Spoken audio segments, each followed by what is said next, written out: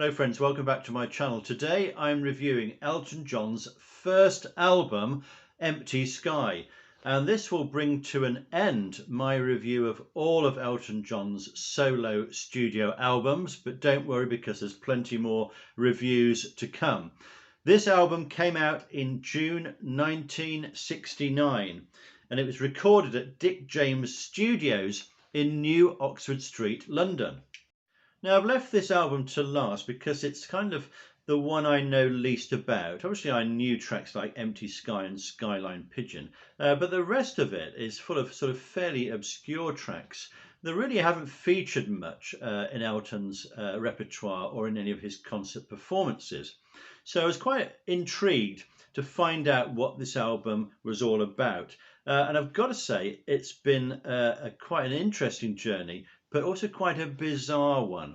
And when you listen to this album, you wonder in a way how this artist became the artist of Goodbye Yellow Brick Road and the other tracks and great albums that we've come to love.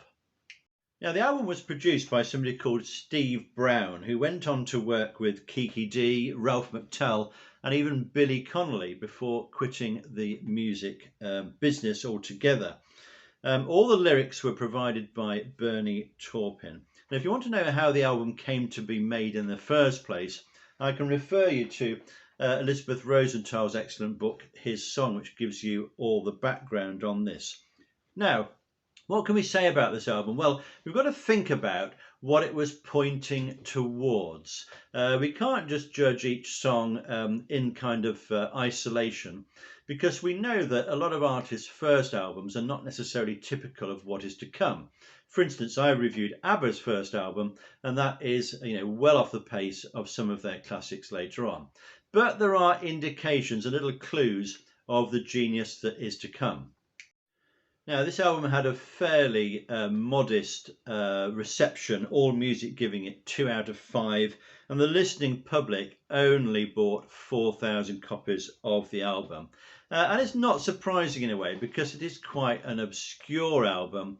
There's some strange things about it. The lyrics are very obscure. There's some unusual musical instrument choices, such as the harpsichord. So it's quite a niche recording. But nevertheless, let's have a look at it and see how it shapes up track by track. One other little quirk about this album, I don't know whether you can see on the back there, is a list of the musicians. Now, one person mentioned there is Nigel Olsson, who plays the drums on one of the tracks. But look at the spelling of his surname there, O-L-S-E-N. Well, that's not how his name is spelt on the later tracks. So what exactly happened there? Perhaps somebody with an interest in obscure facts could explain that one. Nice piece of art on the front there. One of Elton's best covers, actually, I think. Fairly simple, but it sets a nice tone for the album. Now, the opening track is Empty Sky, which runs to 8 minutes, which is a little bit on the long side. One of Elton's longest tracks, actually. I suppose It Ain't Gonna Be Easy from A Single Man would possibly be the longest single song track that he's put out. Now, this is kind of Elton's tribute to the Rolling Stones. It's about a prisoner in his cell who's looking up at the empty sky. So the prisoner can only see this bit of sky. So it's kind of a story song, which works pretty well, actually. It's about an undesirable character, and it's about somebody who's been betrayed by a woman somehow. If I could only swing upon these twinkling dots above, as he's looking up at the stars. Quite a powerful lyric from Bernie. Pretty decent one for an early song, this. We've got a tom-tom start, bit of bluesy piano coming in, and then we get this kind of rocking soundscape that's been created. Elton's vocal sounds good on this. It's a bitter lyric, and there's a sense of desperation about it, and Elton gives it a good setting that really conveys that emotions. So I quite like this song, and it's a pity in a way it's sunk without trace, and it would be interesting for Elton to do kind of another version of this, maybe bring it into one of his farewell concerts. Why not use one of those songs right from the start? So I'm going to rate this as a good track and give it 6 out of 10. O Thor, above the mountain, look down upon your children. Yes, we've got to track number 2, and this is called Valhalla. Elizabeth Rosenthal describes it as a fantasy about the Viking afterlife. Well, what had Bernie been up to? He had this kind of fascination, I think, with this sort of mythology. And unfortunately, we have the dreaded harpsichord appearing on this track.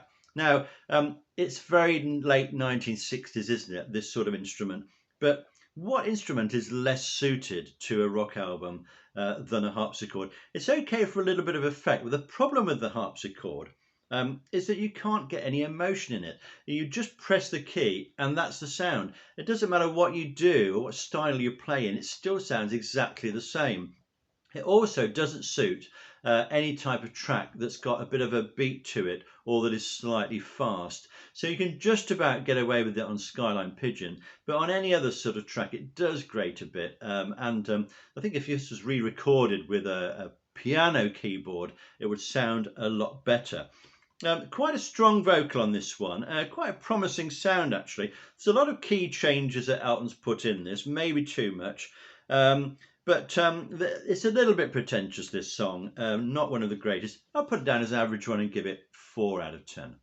Track number 3 is Western Ford Gateway, which is about a poverty-stricken, sort of hopeless part of town, which is inhabited by drunks. The opening line, very reminiscent of a John Lennon opening of a song. Not sure exactly which one, but one of his solo tracks, which of course could have come after this. There's a few musical threads here which I think will be developed in later Elton songs, but this one is not terribly effective. I might compare the mood of it to something like Dirty Little Girl from Goodbye Yellow Brick Road, but it's not quite there yet and is a bit below par, this one. I'm going to give it 3 out of 10. Now, it doesn't get much more obscure than the next track, number 4, Hymn 2000. Bernie seems to be questioning his religious upbringing here. Now, get this for a lyric. For the cat from next door was found later at 4 in surgical dissection. Well, unpick that and send your answers in on a postcard.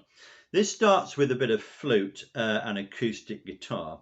The bizarre lyrics really make this one quite a hard listen to. Strange mix as well on the production. The flute appears to be louder than the vocal from Elton. I'm not quite sure that works.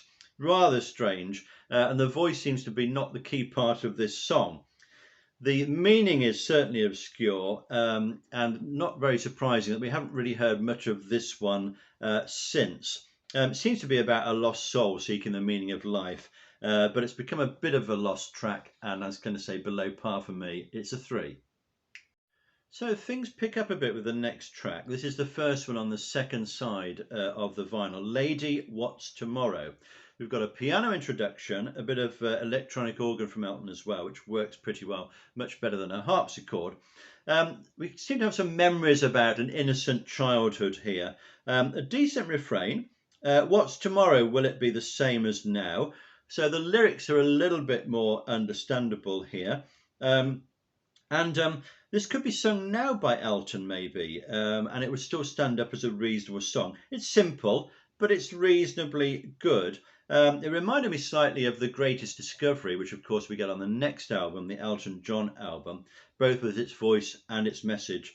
And also it's something that probably would slip quite easily onto the Friends soundtrack. So quite a nice song, this one. If you don't know it, give it a listen, see what you think. I'm rating it as fairly good and giving it 5 out of 10. Now the next track is Sails, which appears to be about a peaceful lunch with a girlfriend, with a kind of environmental message built in here. While the seagulls were screaming, Lucy was eating. I kind of would describe this as a weird psychedelic lyric. Again, what do you make of this? This is a rocker. And it's about watching the boats come in. There's some funky guitar work on here. But what is it actually all about? The message is quite hidden in this. The production's okay, actually. But the lyrics can be so obscure that this kind of song loses a bit of its purpose. So, again, see what you think. I reckon below average for that. I'm going to give it a 3 out of 10. The next track is The Scaffold. Now, if you thought the last one was obscure, take a listen to this one. It appears to have some sort of Greek mythological theme about a minotaur, which of course was the body of a man with the head of a bull. We've got quotes like, "Run hard into the scaffold high, it's your chance to jump the gun." Well, it's up to you. It's very dense and obscure. What actually is going on here? We're not totally sure. There are some hints of Elton's melodic skills here, but it's hard to know really what he was aiming at. And from the evidence of this, you think, well, what sort of artist was he going to be? Was this going to be the artist singing "I'm Still Standing," or The Bridge, or Blue Eyes, or sad songs, or whatever? There's not many clues on this one. He could have gone anywhere from this. So disappointing track, 2 out of 10. So the next track is Skyline, Pigeon. Now this is the harpsichord version of this. Now previous viewers will know that the piano version of this I rated as 10 out of 10, one of Elton's very finest recordings of songs. It is a brilliant song, there's no doubt about that. It's a lovely lyric about freedom. It's a lovely extended metaphor that works all the way through. A beautiful melody and a good vocal performance. The problem with this recording is that it's mainly harpsichord, so it's actually a very thin, tinny sound you get. You get a little bit of organ backing coming in on the second verse, but it's not enough to rescue it for its production on here. Much better version on the piano, but this is a glimpse of both Bernie and Elton's songwriting excellence. Even at this stage in 1969, they could produce something as beautiful as this. So this version I rate excellent, 8 out of 10. But the piano version, which I've already rated, gets for me the maximum 10 out of 10. It is a brilliant song, and I wish he would sing this even more than he has, because it's just a beautiful ballad that works in all ways.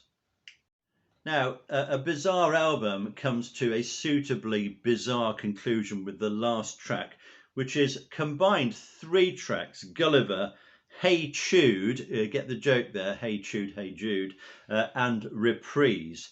Now, Gulliver is about a dog who has died, and it's got an interesting structure harmonically. It reminds me slightly of Have Mercy on the Criminal, actually. It builds quite nicely. It works quite well as a unit, so it's quite nice to listen to there. We then get Hey Jude, which is a completely different mood. It's a kind of club funky jazz segment, which is not bad on its own, but should have existed as a separate unit rather than with this, I feel. And then, in a truly bizarre fashion, we get something called Reprise, which is little clips of all the other songs that have appeared before. Why? What is this about? Are they trying to kind of do a little advert in case people haven't listened to the rest of the album? I don't know. I've never heard that done before. Maybe you have on another album. It's almost like going to the album on, say, Amazon or something, and just hearing little clips of the songs on that. Anyway, the first 2 parts of this are quite good, so I'm going to rate it average, give it 4 marks out of 10. So the 9 tracks there give us a total of 38 marks. That's an average of 4.22 marks per track. There are 4 bonus tracks, and I will deal with these on my follow-up video, which will include your comments. So let's see how those tracks fit into my overall rankings. Now, over 400 Elton songs now ranked, and the first one that comes in is Skyline Pigeon harpsichord version, which gets an 8 out of 10. There it is there. And I scroll down further. The next one to appear will be Empty Sky, which gets a 6 out of 10. Quite a few tracks, as you can see, rated 6. Now, in terms of Elton album scores, Empty Sky coming in 4.22. That's at number 30 out of his 31 studio albums. Probably no surprise, because it was his first album, a long way to go and a long way to improve. But just getting a bigger mark there per track than Victim of Love. So it's an interesting album, maybe not one I'm going to go back to an awful lot, but I'm glad I've got it in my collection. And it's certainly interesting to see the roots of Elton's music here. So I've now reviewed all 31 studio albums by Elton. Of course, there's still a long way to go. The next one I'm going to be looking at is The Union, which I know is a big favourite with a lot of fans. So let me know your comments. Let me know what you think. And I'll see you again in my next video. Don't forget, we're still standing.